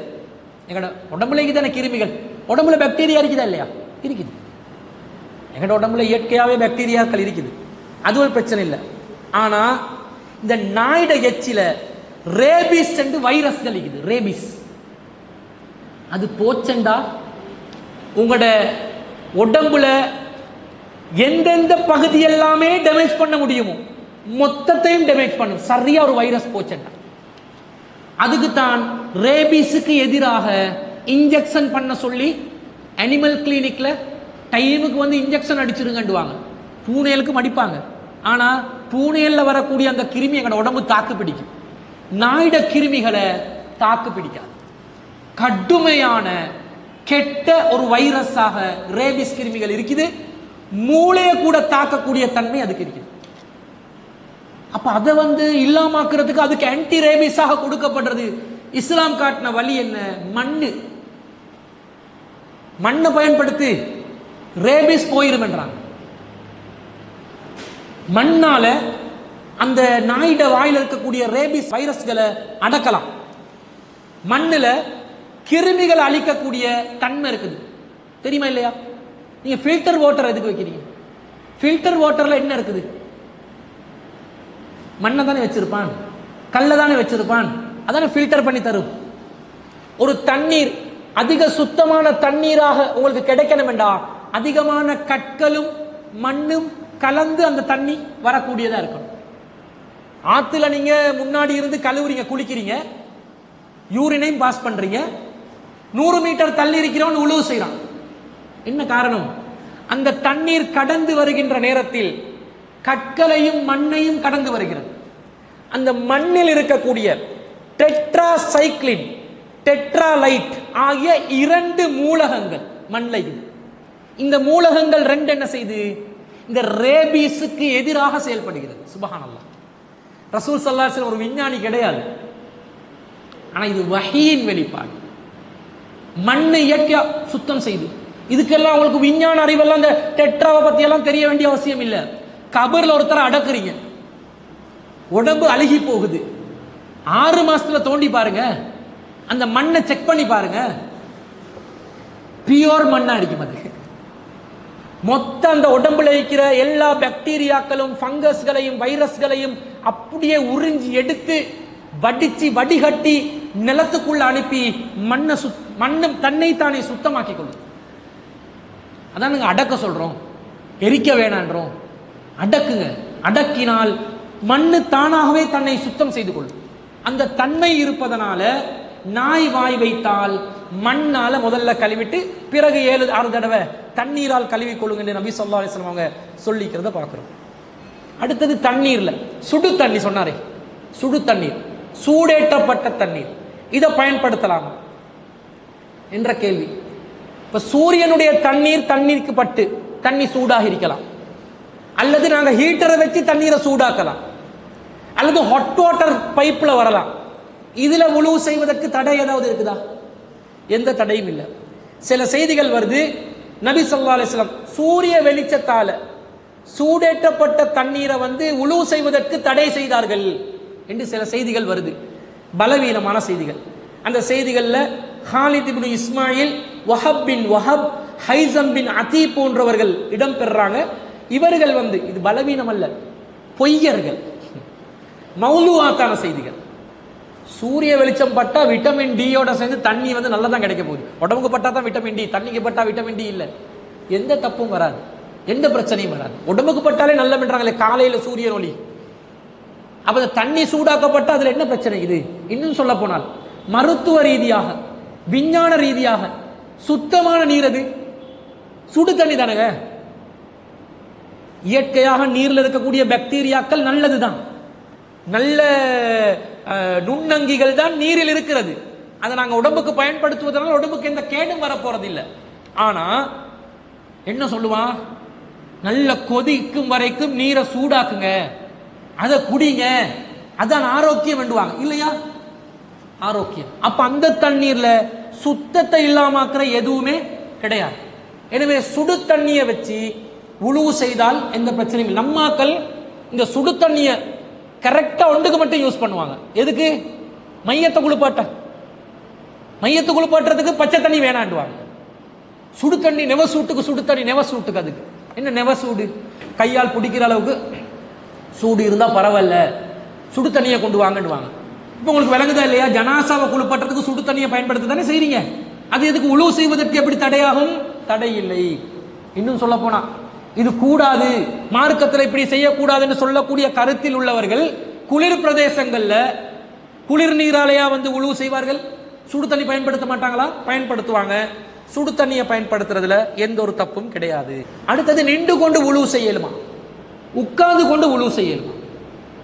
சில பேர் சொல்றாங்க நின்று கொண்டு உழு செய்ய இயலான்றாங்க, உட்கார்ந்து தான் உழு செய்யணும் வேண்டுவாங்க. எங்க சமூகத்தில் கேள்விப்பட்டிருக்கிறீங்களா? இல்ல, இல்லாட்டி பரவாயில்ல, நல்லதுதான். நின்று கொண்டு உழு செய்வதை மார்க்கத்தில் அனுமதிக்கப்பட்ட ஒன்று. நின்று கொண்டு உழு செய்யக்கூடாது, உட்கார்ந்து கொண்டு தான் நாங்கள் உழு செய்யணும் என்று ஒரு சிலர் சொன்னாலும் அப்படி குர்ஆன்லையும் ஹதீஸ்லையும் எந்த தடையும் இல்லை. இன்னும் சொல்ல போனால் அப்துல்லா இப்னு அப்பாஸ் ரலியல்லாஹு அவர்கள் உழு செய்வது சம்பந்தமாக விளங்கப்படுத்துறாங்க. தன்னுடைய சிறிய அம்மாவுடைய வீட்டில் இப்னு அப்பாஸ் ரலியல்லாஹு சொல்றாங்க, நாங்கள் பக்க வாட்டில் ரசூலுல்லாஹும் மைமுனா அவர்களும் நேர்வாக்கில் படுத்தார்கள், நான் பக்கவாட்டில் படுத்துக் கொண்டிருந்தேன். அப்ப ரசூல் திடீரென்று இரவிலே விழித்தார்கள், உழு செய்தார்கள், தொழுதார்கள் என்று ஒரு செய்தி வருமே. அந்த செய்தியில சும்மா காம ரசூலுல்லாஹி ஸல்லல்லாஹு அலைஹி வஸல்லம் இலா சன்னின் முஅல்லகத்தின், பிறகு நபி ஸல்லல்லாஹு அலைஹி வஸல்லம் அவர்கள் தொங்கவிடப்பட்ட ஒரு தோல் பைக்கு அருகில் நின்றார்கள். காமண்டா நின்றார்கள். ஃபதவல்ல, பிறகு உழு செய்தார்கள். ஃபஅஹ்ஸனல் வுதுஅ, அழகான உழுவை செய்தார்கள். நின்று தோல் பைக்கு பக்கத்துல இருந்து தண்ணீரை கொட்ட வச்சு அழகா உழு செஞ்சிருக்கிறாங்க. நின்று உழு செய்தார்கள் என்ற செய்தியை அப்துல்லா இப்னு அப்பாஸ் ரலியல்லாஹு அன்ஹு அறிவிக்கிறாங்க, சஹீஹ் புகாரில 183வது செய்தியா இருக்குது. அப்போ உட்கார்ந்து தான் உலு செய்யணும், நின்று கொண்டு உலு செய்யக்கூடாதுன்னு யாராவது சொன்னால் அது தவறு. இப்போ உட்கார்ந்து கொண்டு உலு செய்யலாமா என்று கேட்டா அதுக்கு தடை இருக்கணும். அப்போ விரும்பின மாதிரி என்ன செய்யலாம், எந்த ஆங்கிள் இருந்தாலும் படுத்துக்கொண்டு உங்களுக்கு மூக்குக்குள்ள தண்ணி போட்டுக்கொண்டு உலு செய்ய இயலும் என்றாலும் மார்க்கத்தில் அதுல பிரச்சனை இல்லை. உலுவில் கழுவப்பட வேண்டிய அம்சங்கள் கழுவப்பட வேண்டும், அவ்வளவுதான் சப்ஜெக்ட். அடுத்தது செருப்பணிஞ்சு கொண்டு உலு செய்யலுமா, ஏழுமா ஏழாமா? நீங்க பள்ளிவாசலுக்கு போறீங்க, செருப்பு போட்டுக்கொண்டா உலு செய்வீங்க? இல்லை தானே, செருப்பை கலட்டிட்டு தான் பள்ளிவாசலுக்குள்ள போறீங்க. இப்ப நான் கேட்கிறேன், செருப்பு போட்டுக்கொண்டு உலு செய்ய இயலுமா? சில பேர் இதுலயும் சொல்றாங்க, உலு செய்யும் போது செருப்பு போட்டுக்கொண்டு இருக்க கூடாது. தூய்மையான இடத்துக்கு, தூய்மையான ஒரு தூய்மையை நிறைவேற்றக்கூடிய ஒரு காரியத்தில் நீங்க ஈடுபடுறதா இருந்தா செருப்பு என்பது அந்த தூய்மைக்கு எதிரானது அப்படின்னு. மூசா அலைஹிஸ்ஸலாத்தை அல்லாஹ் தஆலா தூர்சினா மலைக்கு அழைத்து அவங்களுக்கு வஹீ கொடுக்குறாங்க தானே, இன்னி அனல்லாஹ், நான் தான் அல்லாஹ், லா இலாஹா இல்லா அன, என்ன தவிர வேறு யாரும் இல்லை வணக்கத்துக்குரியவன், ஃபஅபுதூனி, என்னை வணங்குங்கள் என்று அல்லாஹ் தஆலா அந்த கட்டளை கொடுப்பாங்க தானே. பிறகு மூசா அலைஹிஸ்ஸலாம் பயந்து ஓடுவாங்க, கையில் என்ன இருக்குதுன்னு கேட்பாங்க, பைக்குள்ள கையை விட சொல்லுவாங்க. அந்த செய்தியில மூசா அலைஹிஸ்ஸலாம் பில்வாதில் முகத்தசி துவா, பரிசுத்தமான பள்ளத்தாக்கான முகத்திஸான தூய்மையாக்கப்பட்ட இடத்தில் தூர் என்ற பகுதிக்கு அவர் அழைக்கப்பட்டார். இது நாதா ரப்பஹு பில்வாதில் முகத்தசி துவா, துவா என்ற பள்ளத்தாக்கில் பரிசுத்தமான இடத்தில் மூசாவை அல்லாஹ் அழைத்தான். அந்த பரிசுத்தமான இடத்துக்கு அழைக்கும் பொழுது அல்லாஹ் தஆலா சொல்றான், யா மூசா, மூசாவே, இன்னி அனல்லாஹ லா இலாஹா இல்லா அன, நான் தான் அல்லாஹ், என்னை தவிர வணக்கத்துக்குரியவன் வேறு யாரும் இல்லை, ஃபஹ்லா நஅலைக், உங்களோட ரெண்டு செருப்பையும் கலட்டுங்க, ஃபஇன்னக பில்வாதில் முகத்தஸி துவா, நீங்க பரிசுத்தமான துவா என்ற பள்ளத்தாக்கில் இருக்கிறீர்கள். அப்ப பரிசுத்தமான இடத்துக்கு வரும்போது செருப்ப கலட்டணும் என்பது இந்த குர்ஆன் வசனத்தில் சொல்லப்படுகிறது என்று சொல்வார்கள். இது குர்ஆன்ல உள்ளது. இந்த சட்டம் முஹம்மது ஸல்லல்லாஹு அலைஹி வஸல்லம் உம்மத்துக்கு பொருத்தமானது இல்லை. இது யாருடைய உம்மத்துக்கு பொருத்தமானது? மூசா அலைஹிஸ்ஸலாம் அவர்களுடைய உம்மத்துக்கு பொருத்தமானது. யூதர்கள் தான் இன்று வரைக்கும் தேவாலயங்களில் வணங்குமிடங்களில் செருப்பணிய கூடாது என்ற கொள்கையை வைத்திருக்கிறார்கள். இஸ்லாம் அதற்கு மாற்றமாக என்ன சொல்லுது? செருப்பணிஞ்சி தொழலாம் என்று சொல்கிறது. உபை இப்னு ஜுரைஜ் என்பவர் அப்துல்லா இப்னு உமர் ரலியல்லாஹு அன்ஹு அவர்களிடம் சில கேள்விகளை கேட்கிறார். என்ன கேட்கிறார் பாருங்க. யா அபா அப்துர் ரஹ்மான், அபு அப்துர் ரஹ்மான் அவர்களே, அப்துல்லா இப்னு உமர் ரலியல்லாஹு அன்ஹு அவருடைய மகன், அவருக்கு ஒரு சிறப்பு குண்ணியத்தான பேர் அபு அப்துர் ரஹ்மான். யா அபா அப்துர் ரஹ்மான், அபு அப்துர் ரஹ்மான் அவர்களே, ரஅய்துக தஸ்னஉ அர்பஅன் லம் அரா அஹதன் மின் அஸ்ஹாபிக யஸ்னஉஹா, உங்ககிட்ட 4 விஷயத்தை பார்க்கிறேன், எந்த ஒரு நபித்தோழரிடமும் அந்த விஷயத்தை நான் கண்டதில்லையே, அப்படிப்பட்ட 4 விஷயத்தை நான் உங்ககிட்ட பார்க்கிறேன் என்று சொல்லி உபைத் இப்னு ஜுரைஜ் என்பவர் கேட்கிறார். கால வமாஹிய யப்னு ஜுரைஜ், இப்னு ஜுரைஜ், அது என்ன என்கிட்ட பார்த்த 4 விஷயம். கால ரஅய்துக லா தமஸ்ஸு மினல் அர்கானி இல்லா யமானியீன, நீங்க அந்த யமானியின் 2 இருக்குது, ருக்னுல் யமான், அதே மாதிரி ஹஜ்ருல் அஸ்வத், காபத்துல்லால 2 தூண்கள், வலது தூண்கள் என்றுவாங்க. அந்த 2 தூண்கள்ல தவிர நீங்க காபாவை தொடுறது, 2 மூலைகளை தொடுவதை நான் பார்க்கவில்லை. வரஐதுக தல்பசு நிஆலஸ் சிப்தியா, நீங்க சிப்தியாவின் செருப்புகளை அணிவதை பார்த்து கொண்டிருக்கிறேன். வரஐதுக தஸ்புகு பிஸ்ஸுஃப்ரதி, நீங்க மஞ்சள் நிறத்தில் வாசனைகளை பயன்படுத்துவதை பார்க்கிறேன். வரஐதுக இதா குன்த பிமக்கத அஹல்லன் நாசு இதா ரஅவுல் ஹிலால வலா சுஹில்ல அன்த ஹத்தா கான யௌமத் தர்விய தர்வியா. நீங்க மக்கள் எல்லாம் ஹிலால் ஹிலால் உஹில்ல செய்யப்பட்ட பிறகு, அதாவது பிறை பார்த்தப்பட்ட பிறகு தல்பியா சொல்லுகின்ற நேரத்தில் எல்லாரும் எஹ்ராமுக்குள்ளே நுழைகிறார்கள். நீங்க 8வது நாள் மட்டும்தானே எஹ்ராமுக்குள்ள போறீங்க, அந்த நாள் பார்த்து நீங்க எஹ்ராமுக்குள்ள வாரீங்க, என்ன காரணம் அப்படின்னு கேட்கிறாங்க. அவர் சொல்கிறார், கால அப்துல்லா அம்மல் அர்கானு ஃபஇன்னி லம் அரா ரசூலுல்லாஹி ஸல்லல்லாஹு அலைஹி வஸல்லம் யமஸ்ஸு இல்லல் யமானியீன். நபி ஸல்லல்லாஹு அலைஹி வஸல்லம் அவர்கள் அந்த 2 வலது தூண்கள் இருக்குதே, அஜ்ருல் அஸ்வத்தும் ருக்குனுல் யமான், அந்த 2 தவிர வேற எந்த முனைகளையும் காபாவிலே தொட்டதை நான் பார்த்ததில்லை. எங்களுக்கு வேணுமெண்டா ருக்குனுல் யமான் என்ற அந்த தூணை தொடலாம், அஜ்ருல் அஸ்வத்திக்கிற தூணை தொடலாம். மற்ற எல்லா தூணையும் காபால புடவை இழுத்துக்கொண்டு உம்ராக்கு ஹஜ்ஜுக்கு போறவங்க தொங்கிக் கொண்டு இருக்கக்கூடாது. இது ரசூலா செஞ்சிருக்கிறாங்க. வ அம்மன் நிஆலுஸ் சிப்தியா, இந்த சிபுத்தியாவின் செருப்பு, அதாவது முடி இல்லாத செருப்பை, செருப்புல முடியோட செருப்பு வச்சிருக்கிறாங்க, முடி இல்லாத செருப்பும் வச்சிருக்கிறாங்க.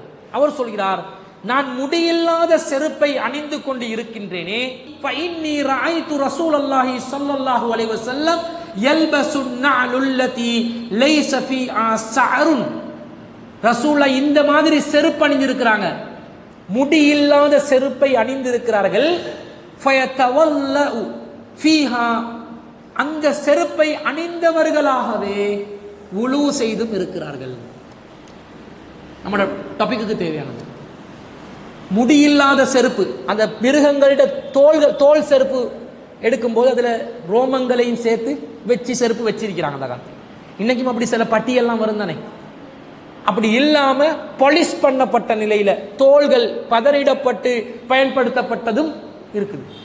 இப்ப ரசூலா இந்த மாதிரி செருப்பு போட்டு, தோல் செருப்பு முடியில்லாததை போட்டு வுலூவும் செஞ்சிருக்கிறாங்க, அதை நான் பார்த்திருக்கிறேன். வ அம்ம சுஃப்ரது ஃபஇன்னி ரஅய்து ரசூலல்லாஹி ஸல்லல்லாஹு அலைஹி வஸல்லம் யஸ்புகு பிஹா ஃபஅன உஹிப்பு அன் அஸ்புக பிஹா. இந்த மஞ்சள் நிறத்தில் உள்ள வாசனை திரவியங்களை ரசூலா பயன்படுத்தினாங்க, எனவே நானும் அதை பயன்படுத்த விரும்புகிறேன். வ அம்மல் இஹ்லாலு, இந்த இஹ்லால் இருக்குதே, அதாவது சப்தமிடுதல். என்ன சப்தமிடுதல்? இந்த தல்பியா சொல்வது, இந்த ஹஜ்ஜுக்காக வேண்டி உம்ராவுக்காக வேண்டி தல்பியா சொல்வது இருக்கிறதே, இங்கல இஹ்லால் தான் வருது, ஆனா அதுக்கு அர்த்தம் தல்பியா. ஃபஇன்னி லம் அரா ரசூலுல்லாஹி ஸல்லல்லாஹு அலைஹி வஸல்லம் யுஹில்லு ஹத்தா தம்பஇஸ பிஹி ராஹிலத்துஹு. தங்களை வாகனம் ஏற்றி கொண்டு 8வது நாள் ரசூல் ஸல்லல்லாஹு அலைஹி வஸல்லம் காபத்துல்லாவுக்கு புறப்படுகின்ற நாளில் தான் ரசூல் ஸல்லல்லாஹு அலைஹி வஸல்லம் தல்பியா சொல்லியிருக்கிறாங்க. அதனால தான் அந்த நாளில் நான் இஹ்ராம் அணிஞ்சு கொண்டேன்னு சொல்றேன். இப்போ இந்த செய்தியை நாங்கள் புகாரில 166வது செய்தியா பார்க்கிறோம். இதுல இருந்து எங்களுக்கு என்ன விளங்குது? செருப்பு அணிஞ்சு கொண்டு வுலு செய்ய ஏது. இனி நீங்க ஒரு பயணம் போறீங்க, அந்த இடத்துல ஒரு டெப்பு வருது, வுலு செஞ்சுட்டு தொழணும்னு நினைக்கிறீங்க, வித் ஷூஸ் ஓ ஸ்லிப்பர்ஸ் உங்களுக்கு என்ன செய்யலாம்? வுலு செய்யலாம். பொதுவாக நீங்க பிரயாணிகளாக இருந்தா சாக்ஸ் போட்டு இருந்தீங்கன்னு சொன்னா மஸ்ஹு கூட அதில் செய்யலாம். அதெல்லாம் நாங்கள் பார்ப்போம் இன்ஷால்லா. மஸ்ஹு சட்டமும் இருக்குது. அதே போன்று நீங்க வீட்டில் இருக்கிறீங்க, வீட்டுக்குள்ள சில பேர் ஸ்லீப்பர் போட்டு இருப்பாங்க, பாத்தீங்களா? பாத்ரூமுக்குள்ள செருப்பு வச்சிருப்பாங்க ஸ்பெஷலா. அந்த பாத்ரூம் ஸ்லிப்பரோட வுலு செய்யலாமான்னு கேட்டா பண்ணலாம். மார்க்கம் அதை தடுக்கல, தடுக்கக்கூடியதாக சில பேர் சொல்லி கொண்டு இருக்கிறாங்க. சரி, அடுத்தது, இப்போ நீங்க வுலு செய்றீங்க, எங்க இருந்து வுலு செஞ்சு வருவது சிறந்தது? பள்ளி வாசல்களில் வுலு செய்வது சிறந்ததா, வீட்டிலிருந்தே வுலு செய்து வருவது சிறந்ததா? எது சிறந்தது?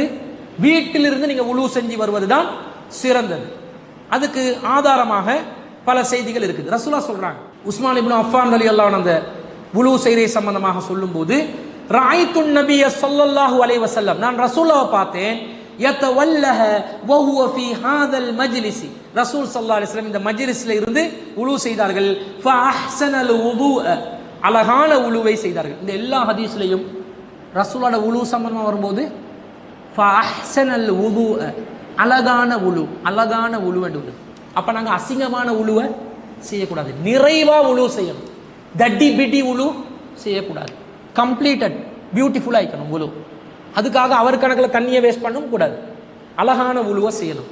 பிறகு சும்மா கால, பிறகு ரசூலுல்லாஹ் சொல்றாங்க, மன் தவல்ல மிஸ்ல ஹாதல் வுதுஅ யார் இந்த மாதிரி உலுவை செய்வார்களோ, சும்ம அத்தல் மஸ்ஜித், பிறகு யார் மஸ்ஜிதுக்கு வருவார்களோ, ஃபரகஅ ரகஅத்தைனி, பிறகு 2 ரக்காத் தொழுவார்களோ, சும்ம ஜலச, பிறகு உட்காருவாரோ, குஃபிர லஹு மா தகத்தம மின் தம்பிஹி, அவருடைய முன்பாவங்கள் மன்னிக்கப்படும்.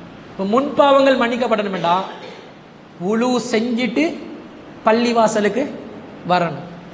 வாக்கிங்ல வரலாம், அல்லது வாகனத்தில் வரலாம், அல்லது எப்படியோ யாராவது ட்ராப் கொண்டு கொடுத்தாலும் பரவாயில்ல. ஆனால் உலு செஞ்சுட்டு பள்ளிக்கு வாங்க. அப்படி வந்தா 2 ரக்காத் வந்து தொழுந்துட்டு உட்காரணும். பள்ளிக்கு என்ற ஒரு காணிக்கை இருக்குது தானே, அந்த 2 ரக்காத் தொழுந்துட்டு உட்கார்ந்தா உங்களுக்கு அந்த ரமலான்ல லைலத்துல் கத்ர் இரவெல்லாம் அடைஞ்சா குஃபிர லஹு மா தகத்தம மின் தம்பிஹி கிடைச்சிடும். ஒரு சான்ஸ் பாருங்க. பிறகு நபி ஸல்லல்லாஹு அலைஹி சொல்றாங்க, வகால நபி ஸல்லல்லாஹு அலைஹி வஸல்லம் லா தக்தரு, ஆனால் நீங்க இப்படி இந்த பாவங்கள் எல்லாம் மன்னிக்கப்பட வேண்டும் என்றால் நீங்கள் வேறு பாவங்கள்ல மூழ்கியும் இருக்கக்கூடாது. ஒரு பாவத்தில் ஆல்ரெடி மூழ்கி இருக்கிறீங்க, எல்லா பாவமும் மன்னிக்கப்படணும், எல்லா பாவமும் மன்னிக்கப்படணும் வேண்டாம், மூழ்கின பாவத்திலிருந்து விலகி வந்துடணும். அதையும் ரசூல் ஸல்லல்லாஹு அலைஹி வஸல்லம் அவங்க சொல்றதை நாங்கள் பார்க்குறோம். இந்த செய்தியை ஹும்ரான் இப்னு அஃபான் அவர்கள் அறிவிக்கிறார்கள். புகாரியில 6433வது செய்தியா வருது. இதே சஹீஹ் முஸ்லிம்ல 388வது செய்தியாவது வகானத் ஸலாத்துஹு, அவர் தொழுந்த 2 ரக்காத் தொழுகையும், வம் மஷ்யுஹு இலல் மஸ்ஜிதி, அவர் பள்ளிவாசலுக்கு வாக் வந்தாரே, நடந்து வந்தாரே, அந்த நடையும் நாஃபிலத்துன், அவருக்கு உபரியான வணக்கமாக மாறிவிடும், உபரியான தொழுகை போல ஆகிடும். அவருடைய வாக்கிங், ஜஸ்ட் வாக்கிங், வாக்கிங் டிஸ்டன்ஸா இருந்தா வாக்கிங், லாங் டிஸ்டன்ஸா இருந்தா நீங்க வெஹிக்கல்ல வாருது, அதுவும் உங்களுக்கு நாஃபிலா உபரியான வணக்கத்தின் அந்தஸ்தாக மாறிவிடும் என்பதை நாங்கள் பார்க்கிறோம். நபி ஸல்லல்லாஹு அலைஹி வஸல்லம் அவங்க இந்த செய்தியை சொல்றாங்க. உஸ்மான் ரலியல்லாஹு அன்ஹு அவருடைய அடிமை ஹும்ரான் அவர்கள் அறிவிக்கக்கூடிய செய்தி. அதே மாதிரி பள்ளிவாசல்லையும் உலு செய்யறதுக்கு ஏற்பாடு செய்யலாம் என்பதை நாங்கள் ஒரு செய்தியில பார்க்கிறோம். புகாரியில 3575வது செய்தி அனஸ் இப்னு மாலிக் ரலியல்லாஹு அன்ஹு அறிவிக்கிறாங்க. அப்ப ஒரு சந்தர்ப்பத்தில் ஃபஉத்தியன் நபியு ஸல்லல்லாஹு அலைஹி வஸல்லம் பி மிஹ்லபின் மின் ஹிஜாரத்தின் ஃபீ இமாஉன், ஒரு முறை தொழுக நேரம் வருது. அந்த நேரத்தில் மஸ்ஜிது நபவி பள்ளிவாசலுக்கு அருகில் வீடு அமைஞ்சவங்க என்ன செய்யறாங்கன்னா உலு செய்யறதுக்காக போறாங்க வீட்டுக்கு. பள்ளிவாசலுக்கு பக்கத்துல தான் இருக்கிறாங்க. தொழுக நேரம் வந்தோடனே பள்ளிக்குள்ள போயிட்டு உலு செய்யாம என்ன செய்யறாங்க, வீட்டுக்கு போயிட்டு உலு செஞ்சுட்டு வராங்க. வீட்டில் உலு செய்வது வலியுறுத்தப்பட்டது. உலு செஞ்சு வந்து பிறகு ரசூல் ஸல்லல்லாஹு அலைஹி வஸல்லம் அவர்கள் ஒரு கூட்டத்தார் பள்ளிவாசல் அருகில் வீடு இல்லாத தூரம் இருக்கிறாங்க வீடு, அவங்க வீட்டுக்கு போயிட்டு வந்தா வக்து போயிருமே, அப்படிப்பட்டவங்களுக்கு நபி ஸல்லல்லாஹு அலைஹி வஸல்லம் ஓட மிஞ்சி இருக்கிறாங்க. அந்த நேரம் ரசூலுல்லாஹ்விடம் ஃபஉத்தியன் நபி ஸல்லல்லாஹு அலைஹி வஸல்லம் பி மிஹ்லபின், ரசூலுல்லாஹ்வுக்கு ஒரு கல்லிலான ஒரு ஏனம் ஒன்று கொண்டு வரப்படுது, சின்ன பாத்திரம் ஒன்று கொண்டு வர, மின் ஹிஜாரத்தின் ஃபீ இமாஉன், அதுல தண்ணீர் இருந்தது. ஃபவலஅ கஃபஹு ஃபஸஹுரல் மிஹ்லபு, ரசூல் ஸல்லல்லாஹு அலைஹி வஸல்லம் தன்னுடைய கையை அந்த பாத்திரத்தில் வைத்தார்கள். பிறகு தம்முடைய கரத்தை விரித்து வைக்கும் அளவுக்கு அந்த ஏனம் பெருசா இருக்கல, சின்ன ஒரு ஏனமாக இருந்தது. ஐயுப்சுத ஃபீஹி கஃபஹு, ரசூலோட கையை கூட இப்படி விரிக்க இயலாத அளவுக்கு சின்ன ஒரு கல் பாத்திரமா இருந்துச்சு. ஃபலம்ம அஸாபிஹன், நபி ஸல்லல்லாஹு அலைஹி வஸல்லம் ரசூலோட விரல்களை இணைச்சி இப்படி வைக்கிறாங்க கையை. ஃபவலஅஹா ஃபில் மிஹ்லபி, அந்த ஏனத்துக்குள்ள ரசூல் ஸல்லல்லாஹு அலைஹி வஸல்லம் கையை வச்சாங்க. ஃபதவல்ல அல் கௌமு குல்லுஹும் ஜமீஆ, அந்த கல் பாத்திரத்தில் ரசூல் ஸல்லல்லாஹு அலைஹி வஸல்லம் இப்படி கையை வைக்கிறாங்க. கையை கூட வைக்கிற அளவுக்கு இடம் இல்லை, விரிச்சு வைக்கலாம், ஒட்டி வைக்கிறாங்க. அதுல அந்த எஞ்சி இருந்த அனைவரும் வுலு செய்தார்கள். குல்து கம் கான், எத்தனை பேர் அங்க இருந்தாங்கன்னு கேட்டாங்க. அனஸ் ரலியல்லாஹு சொல்றாங்க, கால சமானூன ரஜுலன், 80 பேர் வுலு செஞ்சாங்க. ரசூலுல்லாஹ்வுடைய விரல்களுக்கு இடையிலே தண்ணீர் பீரிட்டு கொண்டு வந்தது. அந்த கல் பாத்திரத்தில் கொஞ்சம் தான் தண்ணி இருந்துச்சு. ரசூலுல்லாஹ் பிஸ்மில்லாஹ்னு கையை வைக்கிறாங்க. பிஸ்மில்லாஹ்னு கையை வச்சோடனே தண்ணி என்ன செய்யுது, அப்படியே பீரிட்டு கொண்டு வருது. 80 பேர் வுலு செய்தார்கள் என்ற செய்தியை சஹீஹ் புகாரியிலே 3575வது செய்தியா பார்க்கணும். இதுல இருந்து என்ன விளங்குது, பள்ளிவாசல்ல 80 பேருக்கு உழு செய்யறதுக்கு ஒரு ஹவுல் ஒன்றை ஏற்பாடு செஞ்சு கூட கொடுக்கலாம். இது ஒரு மூஜிசா, இது ஒரு அற்புதம். நபிகளாருடைய வாழ்க்கையில் நடந்த ஒரு சிறப்பான வியப்பான ஒரு அதிசயமான நிகழ்வு. ரசூலா பிஸ்மில்லான்னு சொன்னதனால தான் அல்லாஹ் அனுமதி கொடுத்து அந்த தண்ணீரை 80 பேருக்கு அந்த சின்ன கல்பாத்திரத்தில் எப்படி உழு செய்யறது அந்த ஏற்பாடு நடக்குது. இதுல இருந்து நாங்க புரிஞ்சு கொள்ற சட்டம், பள்ளிவாசல்ல உழு செய்யறதுக்கு டப் வடிவத்திலேயோ அல்லது பாத்திரம் வடிவத்திலேயோ, இங்க பாத்திரத்தால தண்ணீர் பீரிட்டு கொண்டு வந்திக்குது. எல்லா சாபாக்களும் என்ன செய்யறாங்க, கம்ப்ளீட்டா உழு செஞ்சு கொள்றாங்க. பிறகு ரசூலா உழு செய்யறாங்கன்னு வருது. அப்ப இதை நாங்க பார்க்கிறோம். அதே போல இன்னொருத்தருடைய உதவியை நாங்கள் எடுத்துக்கொண்டு உழு செய்யவும் இல்லை. இப்ப நாங்க உழு செய்யறது, நாங்க செய்யற உழு, இன்னொருத்தருக்கு தண்ணீரை ஊத்த சொல்லி அந்த தண்ணீரை வடிய வைக்கிற நிலையில நாங்க என்ன செய்யலாம், உழு செய்யலாம். இது ஒரு மகத்தான ஒரு நன்மையை பெற்றுத்தரக்கூடிய காரியம். ஒருத்தர் உழு செய்வதற்கான ஏற்பாடை நாங்கள் செய்து கொடுக்க வேண்டும். அந்த உழுவுக்கு நாங்கள் உதவி செய்ய வேண்டும். எப்படி செய்தி வருது என்று சொன்னா, கால உசாமத் இப்னு ஸைத், உசாமத் இப்னு ஸைத் ரசூலுல்லாஹ்வுடைய வளர்ப்பு மகனாக கருதப்பட்ட ஸைத் அவர்களுடைய மகன் உசாமா, ரசூலுல்லாஹ்வுக்கு ரொம்ப விருப்பமான 2 பேர் உசாமா அவர்கள். ஃபஜஅல்து அஸுப்ப அலைஹி வ யதவல்லு, நான் நபி ஸல்லல்லாஹு அலைஹி வஸல்லம் அவர்களுக்கு தண்ணீர் ஊற்றி கொடுத்தேன், அவர்கள் உழு செய்தார்கள்.